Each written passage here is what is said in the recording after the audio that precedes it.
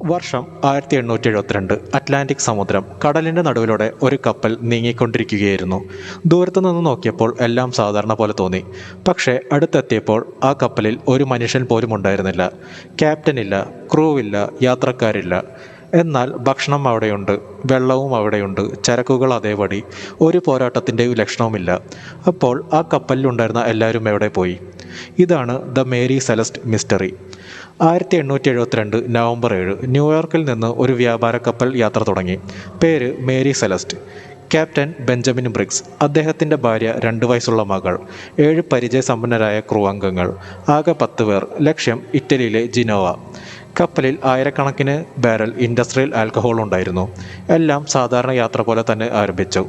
ആരും കരുതിയില്ല ഇത് ചരിത്രത്തിലെ ഏറ്റവും വലിയ കടൽ രഹസ്യങ്ങളിൽ ഒന്നാകുമെന്ന്. ഏകദേശം 1 മാസം കഴിഞ്ഞു. 1872 ഡിസംബർ 5 മറ്റൊരു കപ്പൽ ഡി ഗാർഷ്യ മേരി സെലസ്റ്റിനെ കണ്ടു. പക്ഷേ ഒരുപാട് വിചിത്രമായിരുന്നു. കപ്പൽ വിചിത്രമായി സഞ്ചരിക്കുകയായിരുന്നു. സെയിൽസ് കീറിയിരുന്നു. എന്നാൽ അത് മുഴങ്ങുന്നില്ല. ക്രൂ അംഗങ്ങൾ അടുത്തെത്തി കപ്പലിൽ കയറി. അവിടെ കണ്ട കാഴ്ച അവരെ ഞെട്ടിച്ചു. കപ്പലിൽ ഒരാളുമില്ല, ക്യാപ്റ്റനില്ല, ക്രൂവില്ല, കുടുംബമില്ല. എല്ലാവരും അപ്രത്യക്ഷരായിരുന്നു. പക്ഷേ ഡൈനിങ് ടേബിൾ അതേപടി, കിച്ചൺ യൂസ് ചെയ്തതിൻ്റെ ലക്ഷണങ്ങൾ, ക്രൂ അംഗങ്ങളുടെ വസ്ത്രങ്ങൾ, സ്വകാര്യ സാധനങ്ങൾ എല്ലാം അവിടെ ഉണ്ടായിരുന്നു. കപ്പലിൽ ഏകദേശം 6 മാസത്തേക്ക് മതിയാകുന്ന ഭക്ഷണമുണ്ടായിരുന്നു. കുടിവെള്ളവും ധാരാളം. കാർഗോയുടെ ഭൂരിഭാഗവും സുരക്ഷിതം. വിലപിടിപ്പുള്ള സാധനങ്ങൾ നഷ്ടപ്പെട്ടിട്ടില്ല. പൈറേറ്റ്സ് ആയിരുന്നെങ്കിൽ എന്തുകൊണ്ട് ഒന്നും മോഷ്ടിച്ചില്ല?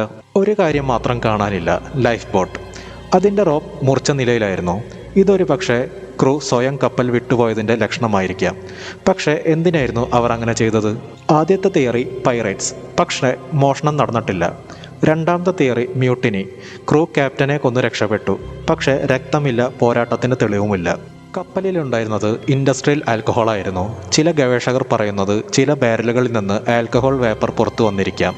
ഒരു ചെറിയ സ്ഫോടനം സംഭവിക്കുമെന്ന് ക്യാപ്റ്റൻ ഭയന്നിരിക്കാം. അതിനാൽ എല്ലാവരെയും ലൈഫ് ബോട്ടിലേക്ക് മാറ്റിയിരിക്കാം.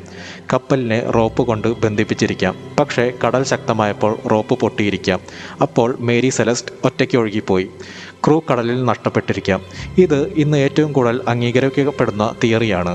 വർഷങ്ങളായി പല കഥകളും പ്രചരിച്ചു. Sea monster, giant squid, aliens, ghost ship, Bermuda triangle.